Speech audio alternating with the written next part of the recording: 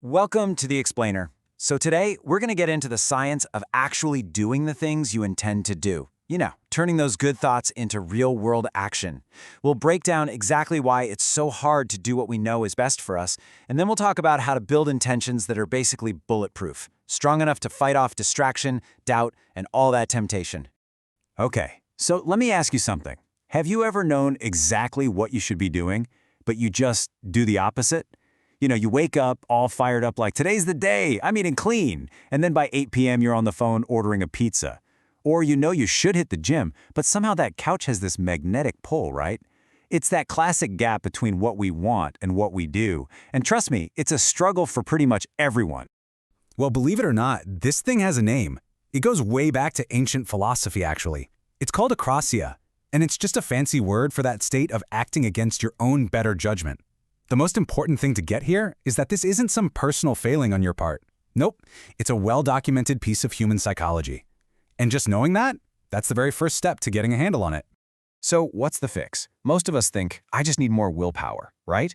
But trying to just brute force your way through everything, that's a one-way ticket to burnout. The real solution, the smarter way, is to build stronger intentions in the first place. Psychologists actually have a term for this, intention strength. And that is the bedrock for turning any thought into real consistent action. All right, so let's dig into the heart of the problem here, the intention-behavior gap. This is that mysterious void where all our good plans seem to just disappear. So why does it even exist? And look, the numbers here are pretty wild. A huge study, a meta-analysis, looked at physical activity, and what do they find?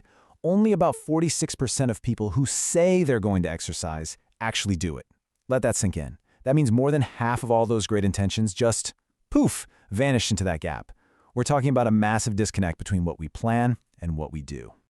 Okay, to start bridging this gap, we need to get two words straight. They sound alike, but they're totally different. Effective and effective. Effective is all about your feelings, your emotions. Effective is about getting the job done, producing the result you want. And here's the key. For any intention to be effective and actually work, your affective response, how you genuinely feel about it, has to be on the same page. So if getting our feelings and our plans in sync is the goal, how do we actually do that? Well, it all starts with building what you might call a strong cognitive core. Let's get into the nuts and bolts of how to build an intention that's designed to win right from the start. Okay, so the research tells us that the strongest, most unbreakable intentions really stand on four pillars. First, it has to be important to you, like really connected to your personal values. Second, you need certainty. You have to believe your plan is the right one for you. Third, it's got to be accessible, meaning it pops into your head easily when you need it. And finally, number four, you need that consistency between what you think and how you feel about the whole thing.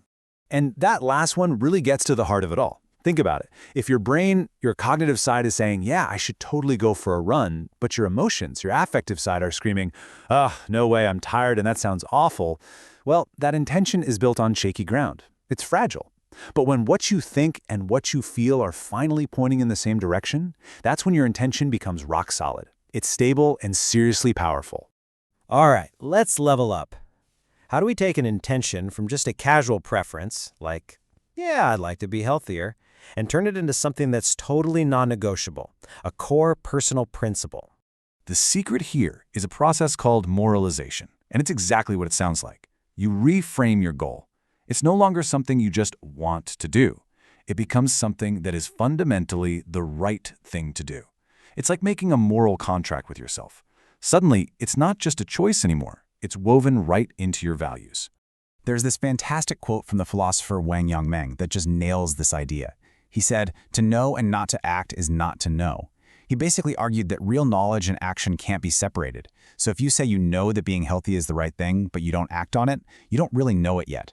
The action is what makes the knowledge complete. Okay, so now you've built this strong, morally grounded intention. That's the fuel in your tank. But you still need an engine to make the car go, right? So how do you make sure this thing actually translates into action when life, happens? Let's get into some super practical tools. First up, we have something called implementation intentions. This sounds technical, but it is a deceptively simple and incredibly powerful technique. The goal here is to make what you want to do almost automatic. So instead of draining your willpower in the moment, you pre-program your brain to respond to a specific trigger. It's genius. And the formula couldn't be easier. It's just if, then.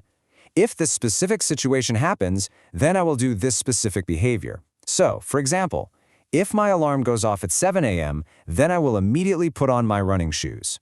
Or maybe, if I get the urge to mindlessly scroll social media, then I will pick up my book instead. So, it creates this automatic link in your brain. No thinking, no debating, just action. Okay, this next tool is really cool because it does something counterintuitive. Instead of ignoring obstacles, it actually embraces them. It's called mental contrasting, and it's all about using strategic visualization to get you ready for both the wins and the roadblocks. The whole process is just 2 simple steps. First, you really vividly imagine the best possible outcome. Picture yourself achieving your goal. Feel that success. Then, and this is the key, you switch gears completely. You vividly imagine this single biggest obstacle that's likely to get in your way. That combination of dreaming about success and planning for failure, it both juices up your motivation and gives you a real practical plan for when things get tough. Now, when we start to consistently follow through on these strong intentions, something bigger starts to happen. It's more than just ticking a box on a to-do list. It actually starts a much deeper internal transformation. And yet, you guessed it, the ancient Greeks had a beautiful word for this too, metanoia. It means this fundamental, transformative change of one's mind, one's heart, one's entire way of life. We're not just talking about changing a habit here. This is a deep dive, a reevaluation of your beliefs, your old patterns, and where you're headed. So what this really means is that this whole process is so much bigger than just hitting your goals. Every single time you choose to act on one of these new strong intentions, you are an active participant in your own metanoia. You are literally breaking the shackles of old thought patterns and rewriting your own story. You're proving to yourself, action by action, that a new way of being is totally possible. So when you think about it, every strong intention you create is really a blueprint. It's a blueprint for a future you. It's a detailed plan for the person you're choosing to become. We've gone over the tools, the science is clear. So the only real question left is, what are you going to build?